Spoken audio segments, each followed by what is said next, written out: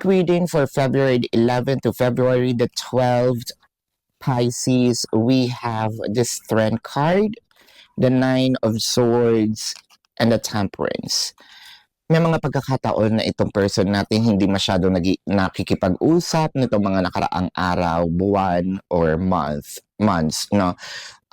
Itong mga panahon na yon is totoong sinasadya nila yung hindi pakikipag-usap, no? That's very intentional.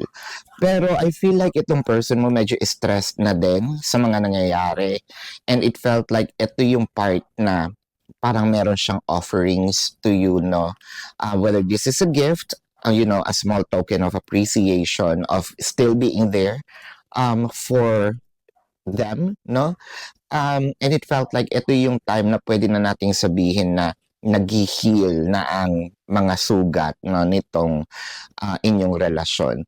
What I mean by that is unti-unti nating mapapansin na si person nagiging giving na uli, no, ng kanyang time, energy, effort, and ang kanyang emotion.